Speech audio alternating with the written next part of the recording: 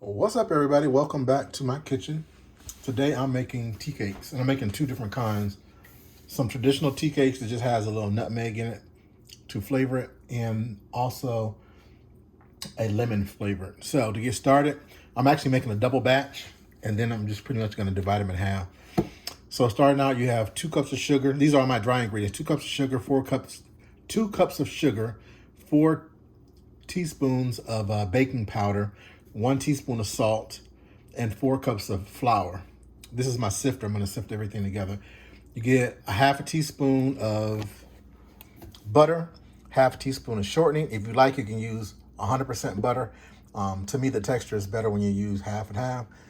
2 eggs, 1 cup of buttermilk, vanilla extract, a little lemon extract, lemon zest from this lemon, and some nutmeg. I like using the freshly grated nutmeg. To me, it just has more of a pungent flavor than the ones that come in the container. You can always, let me see, what's that? You can always, oh, here it is right here. You can always buy some. And it's actually, this Badia is actually a really good brand. It's pretty pungent. A lot of times when you buy nutmeg, it smells real flat, but that one is not. So to get started, I'm gonna go ahead and set my lemon extract, my lemon, and my nutmeg over to the side because I'm not gonna need that. I'm gonna go ahead and add my vanilla extract into my buttermilk. This is my homemade vanilla extract. If you don't know how to make it, I suggest you Google it. Well, actually, you know what? I have a video on here that shows you how to do that, I believe. So you have to look on my channel. I think I have a video. If I do, I'll attach it. But doing it this way is a lot, when I tell you a lot cheaper than purchasing the extract. I can remember back about 4 years ago, maybe 5 years, about 4 years ago, you can get a bottle of extract like this. This is what, a 16-ounce bottle for like about 15 bucks. Now for one of these, you're gonna pay close to $75, $80 for a pint, which is crazy. So I'm gonna go ahead and sift my dry ingredients. Hopefully this doesn't come out.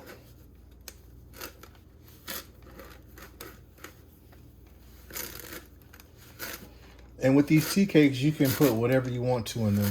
If you want to put a little cinnamon in them, you can do that. But traditionally, the way I've always had them, the old school, old-fashioned tea cakes is usually with just some nutmeg in it. And sometimes they'll put nutmeg and the lemon flavoring in there together. I don't like using lemon extract often at all. If I can try to get it naturally, the lemon flavor in there, like with the lemon zest, I'll do it that way. Because that lemon extract leaves a more, less desirable taste, kind of like medicine inside of the, like an aftertaste. So I prefer to use freshly squeezed lemon juice or lemon zest whenever I'm making something that requires lemon flavoring.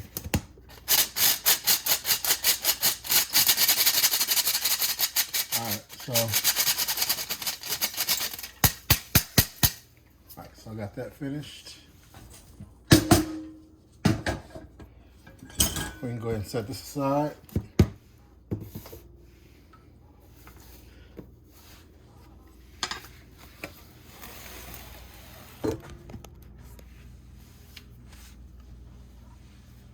What I'm going to do now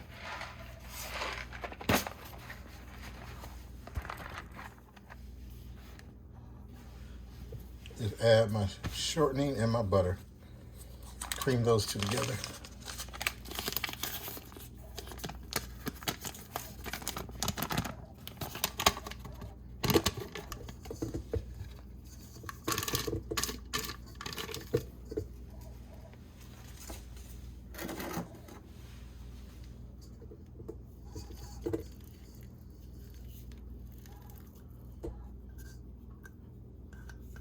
Also with your shortening, this is just some regular shortening. You can use the Crisco, like the butter flavor Crisco if you like. Doesn't make a difference. Just will give you more flavor. I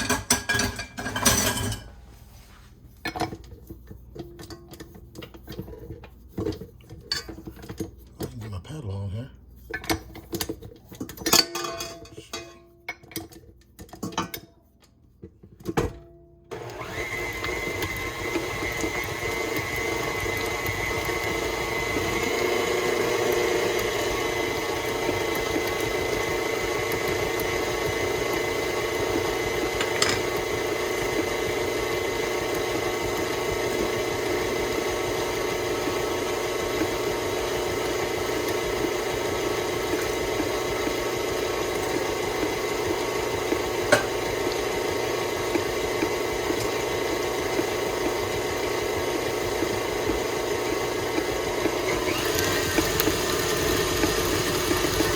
All right, so I'm gonna go ahead and add each one of my eggs in.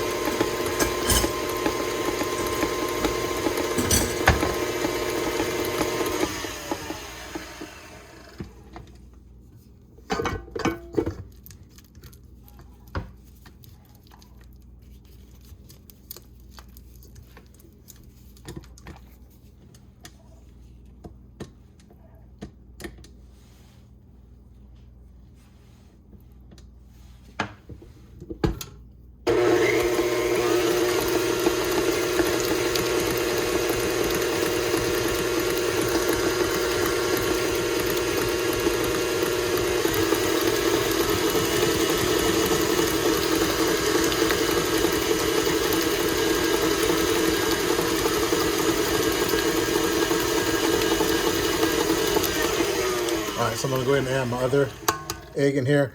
Also, I forgot to mention at the beginning, all of your ingredients need to be at room temperature. Anytime that you're baking, everything has to be at room temperature. If not, for example, if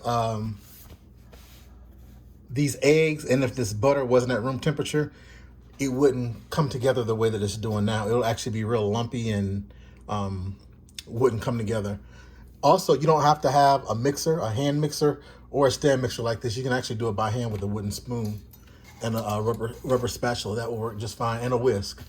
Or if you don't have a whisk, just use a wooden spoon and it'll work just fine for you.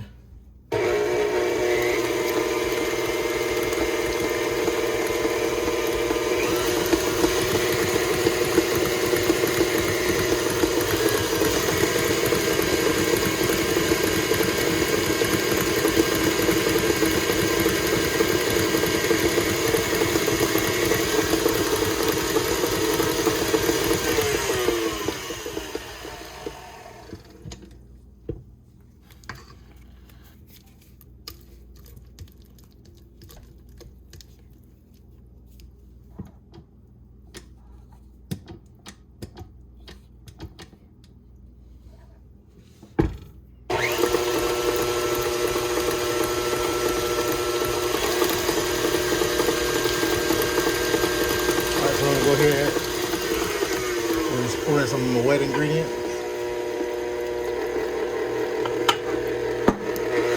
Kind of seems like I'm doing this backwards, and I kind of am, but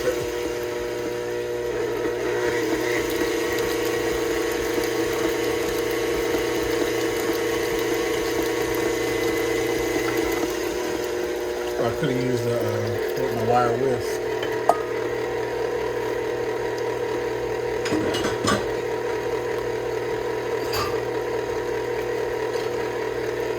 Which I think I will for just a moment. Then I'll go ahead and put the paddle back on there when I add the flour.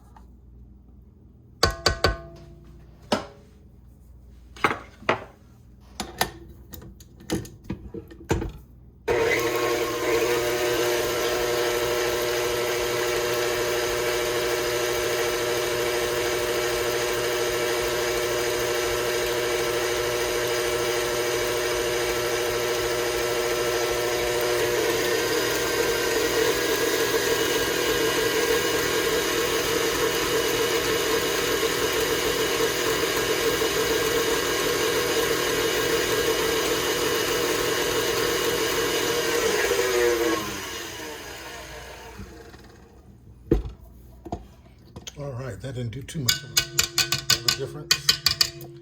So we're gonna go ahead and add the dry ingredients and everything will come together.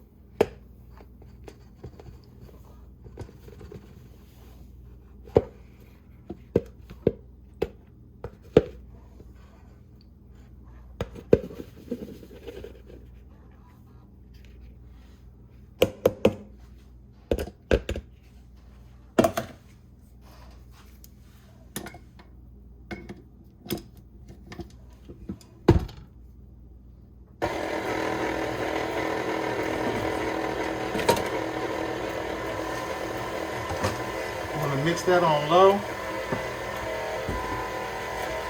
until everything is combined. You don't want to overmix your dough.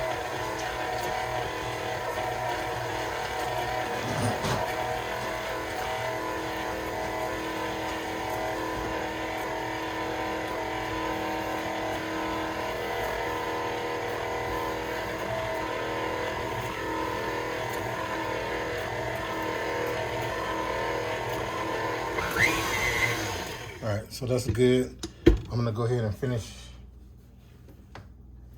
mixing it by hand.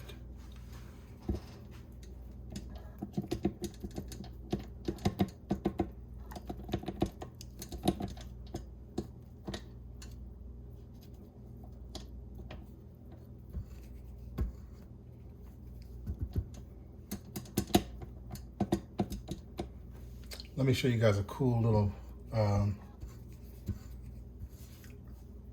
rubber scraper that I bought. That was kind of a waste of money that I paid $25 for. This. The tip of it is designed to clean off the paddle of a mixer. See how it just goes and it fits right down on it? And you just go around it like that.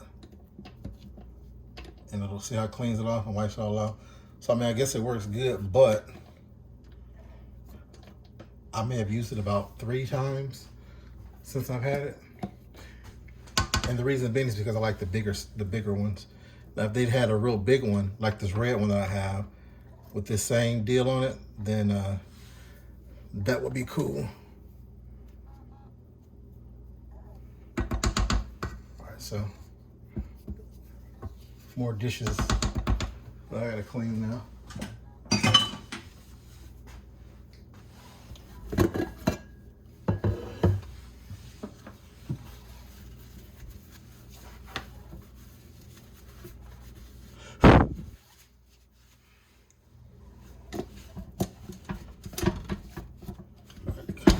Finish wiping that down.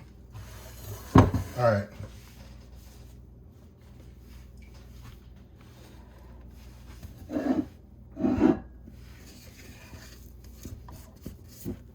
I'm gonna go ahead and make sure I go underneath the bottom and fold all this around.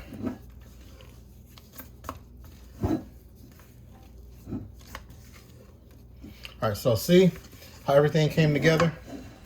Looked like it was a big clumpy mess, but once you put the flour and everything comes together. So I'm gonna cover this up and put it in the refrigerator for about 30 minutes, and then I'll be back. All right, guys, so I put this in the refrigerator. It's been in here for like about an hour or so. Just wanna stir it up a little bit, and then put half of it in one bowl, and then keep the other half in this bowl.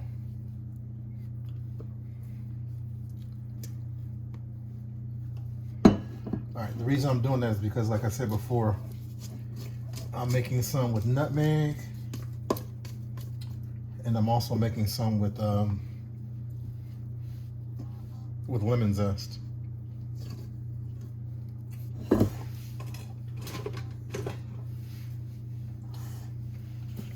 All right. So with this one,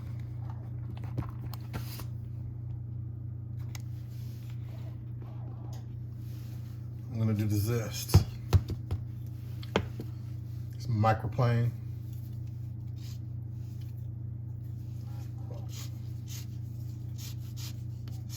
You want to go around the lemon just until you see that yellow, just until you see this yellow part right here. You don't want it to turn white because that white pith is real bitter. And you want to make sure that you get a real bright yellow colored lemon. And then just roll it on the counter. Well, actually wash it first. And then roll it around on the counter to soften the lemon up, to break it up on the inside so that you can juice it. And then zest it before you try to juice the lemon. You can make you some lemonade or something like that, which is what I'm gonna do with this one. Actually, I have some lemonade in the refrigerator.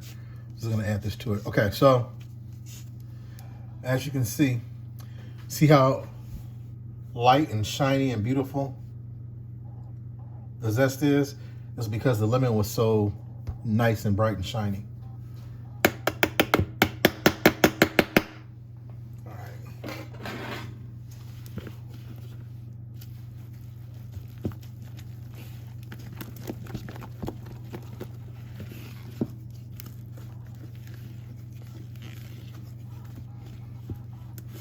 And I'm gonna drop just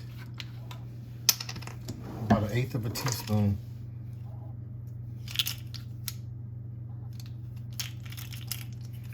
Or, you know, a pinch, which I believe this is a pinch. Yeah, a pinch. 1/8 of a teaspoon is a pinch of this of this lemon extract. As you can see, that's hardly none. And you want to do it that way because, like I said before, with this lemon extract, a little bit goes a very long way.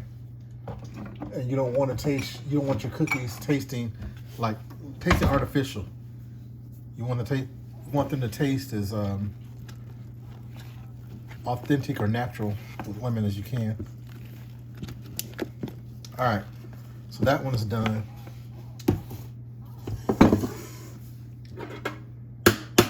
Now with this one, I'm doing nutmeg. I have my nutmeg. And I have my microplane.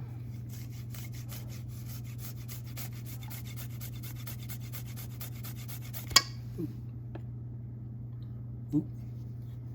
Wipe this off.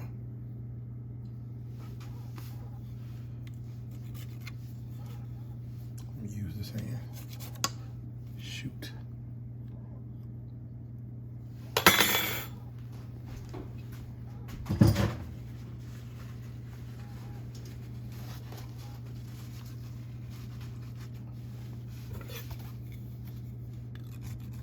Okay.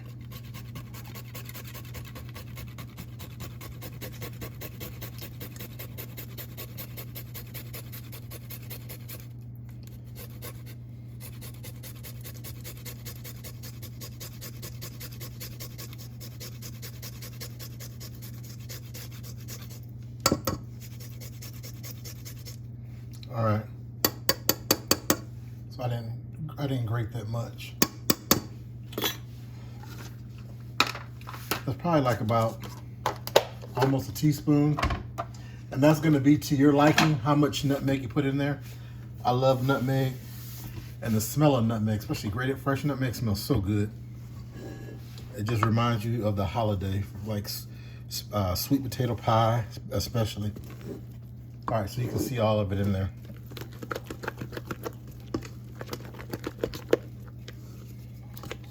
You can also put cinnamon in here if you like too. Okay, so I'm gonna go ahead.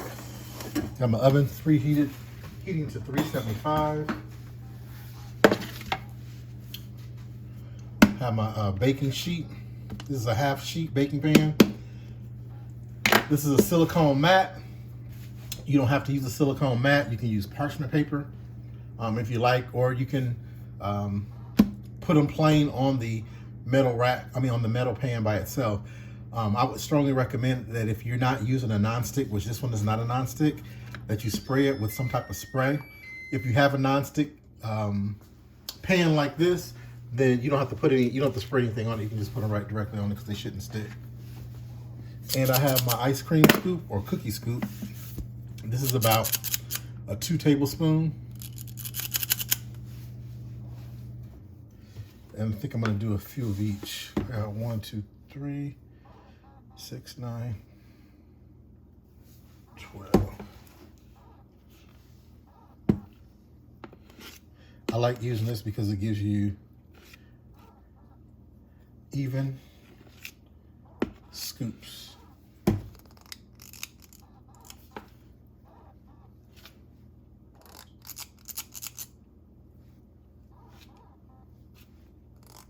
And you can make these as small or as large as you like.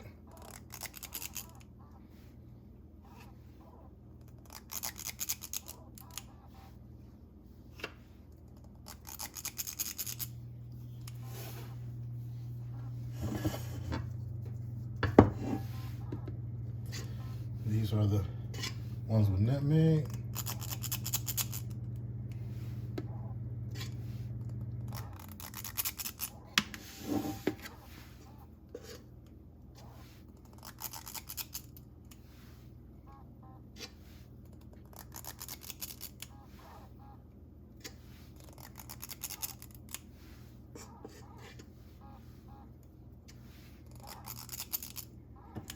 All right, so these are gonna go in the oven on 375 for about 8 to 10 minutes. I'll tell you exactly when they come out.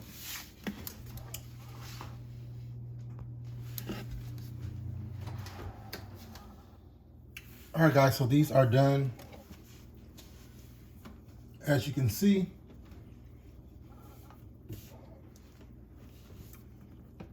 they actually cooked very well.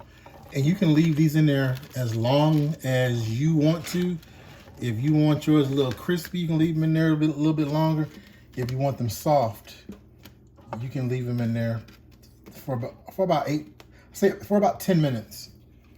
It's 10 to 12 minutes. As you can see with these, with using the silicone mat, it doesn't brown the bottom of the cookies and actually leaves kind of like a nice glossy finish on the back. So these are the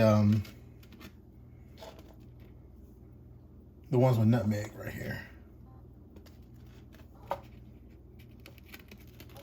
And one thing I like about this rubber mat, this silicone mat too, is that the cookies you can just peel them off.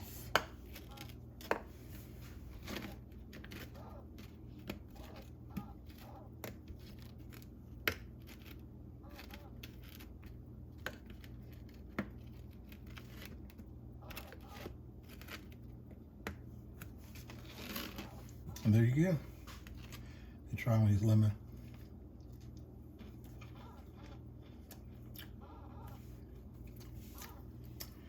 These are very good. I like these because they're not real sweet at all. They're sweet, like I guess like you would eat like when you're having tea and crumpets. Like a scone, actually like a scone. They're not real sweet. They're just right. And if you like, you can actually make a little glaze like for these lemon. Make a little lemon glaze and drizzle over the top of them. I wouldn't frost them. I would just drizzle a little lemon glaze over the top with some powdered sugar in it and squeeze some of this lemon juice out of that lemon and make a glaze and pour it on the top if you like. If not, you can leave them just like they are, which I like leaving mine just like this. I wait until they cool all the way down, and then I put them inside of a plastic container and set them on the counter or else in the refrigerator. Or actually, after you get done with these, which I'm making these for my mom, that I'm sending to her. So when I make the next ones, I was thinking about making them bigger, but I don't think I am. I'm gonna make them the same size. But once I get finished with them, they'll all dry, or they'll actually come to room temperature. And then I'll put them, probably vacuum seal them and put them in the freezer, and then send them along with the other things that I'm gonna send them. But until next time, guys, take care and stay safe.